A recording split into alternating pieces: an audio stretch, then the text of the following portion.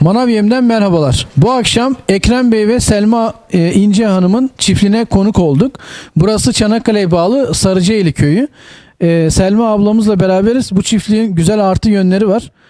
Bu akşam onları sizlerle paylaşmak istedik. Hayvanlarla iç içe bir ortamdayız. Biraz havada ayaz var. Şimdi Selma ablamızı tanıyalım. Evet Selma abla, sizi tanısak.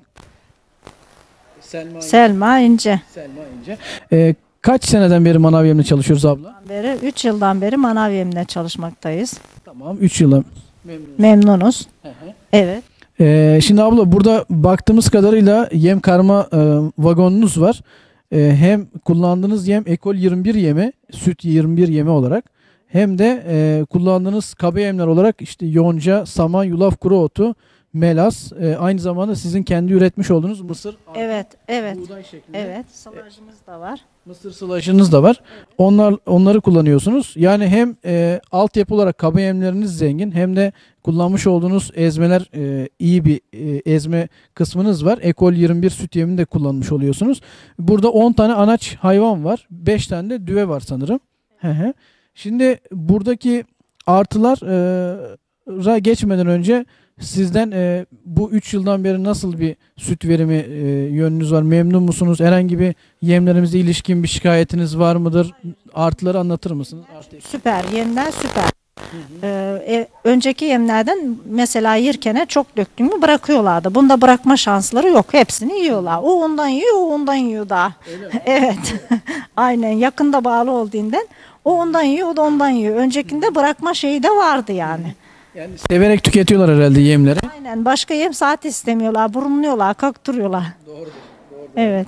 Şimdi burada mesela baktığımız zaman yataklıklarımız oldukça güzel. Kavuç yataklıklar falan var. Evet. Siz kaç seneden beri küçük yataklıkları kullanıyorsunuz? Yataklar 10 sene oldu. 10 sene oldu. Evet. Yani 10 seneden beri hayvanların refahına oldukça dikkat ediyorsunuz. Aynen. Evet. Aynen.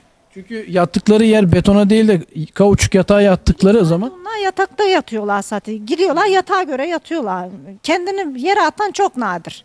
doğrudur. Demek ki hani biz nasıl evimizde sıcak döşeğimizde yatıyorsak akşamları onlar da böyle yalıtımlı bir kauçuk yataklık aramış oluyorlar. Kar yağmadı. Geçen sene kar yağdı. Meydanda yataklar var. Üstünü süpürüyorduk da bir de geliyor sağıma saat gece 12'de. Hem gıra yağmış halde hem yatağın üstünde yatıyor. İçeride bile yatmıyor hayvan. Evet. Doğrudur. Çok güzel. Burada mesela sağımdan sonra meme daldırma kullanıyorsunuz herhalde. Bu da sizi meme hastalıklarına karşı koruyor muhtemelen. Aynen.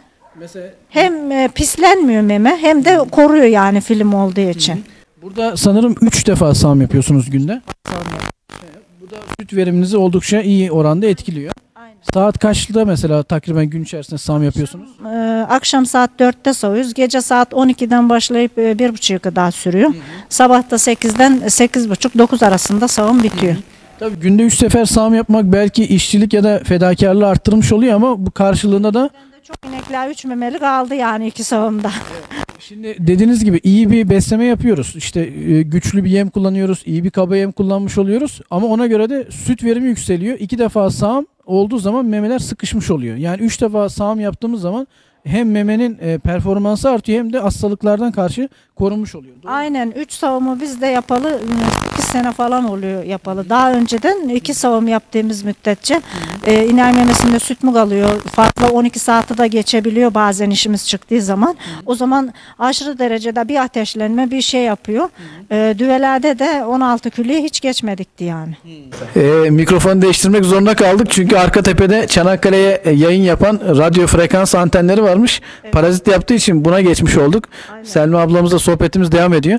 Şimdi abla meme rahatsızlıkları olmadığına ilişkin onları söylemiş olduk. 3 defa sağımı anlatmış olduk. Arka tarafta böyle bir fırça görüyoruz. Aynen inekler işte böyle geliyor insana sürünüyor. Tabii, o sizi sevdiğinden dolayı öyle yapıyor yani. Gidiyorlar Tabii. fırçada da sürünüyor. Fırça da sürtüyor, evet. Aynen. Doğrudur. Kızım hadi Ben bakalım. bunları elde büyüttüğüm için yani Hı hı. sürekli girdiğim için ben girdim mi arkama düşe kalıyorlar, Tabii. sara kalıyorlar bana. Doğrudur abla. Sizleri Evet. seviyorlar yani. Şeyde de şu anda mesela ortam mesela yani serbest bir suyumuz var. Evet. Burada zemin temizliği oldukça güzel.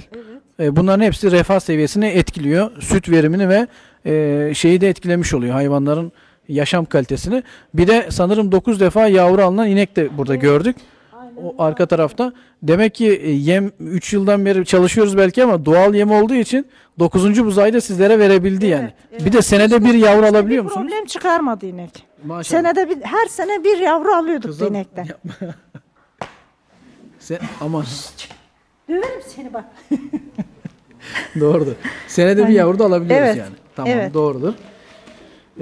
Abla diğer İnek kısımlarda 6 yaşındasa 5 tane bızası var. maşallah.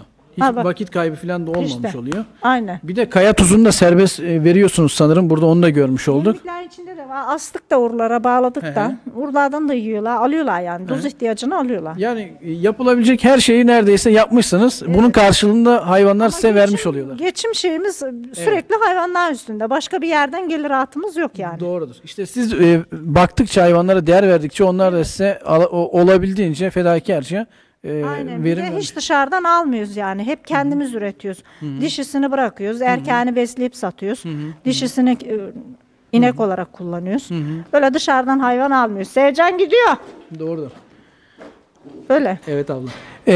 Peki manav yemi diğer üreticilerimize tavsiye eder misiniz? Tavsiye ederim efendim. Evet.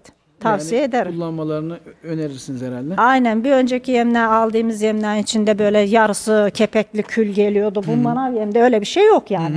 Doğrudur. Aynen. Yani kullandığınız yemin içeriği hayvanlarınıza verim açısından da oldukça Evet. yarayışı var diyebiliriz. Aynen, yani. evet. Tamamdır. Biraz zor şartlarda bir röportaj yapmış olduk. Hem hayvanlardan hem de radyo direklerinden diyelim ama zevkli bir sohbet olmuş oldu. Semra ablamıza çok teşekkür ediyoruz. Ekrem abimiz orada sohbet ediyor Şaban Bey'le gerçi ama Olsun. onu da bir sonraki sefere artık davet etmiş olacağız. Kanalımıza abone olmayı, videolarımızı beğenmeyi unutmayalım. Bir sonraki videolarımızda görüşmek dileğiyle. Şimdilik hoşça kalın. İyi akşamlar efendim.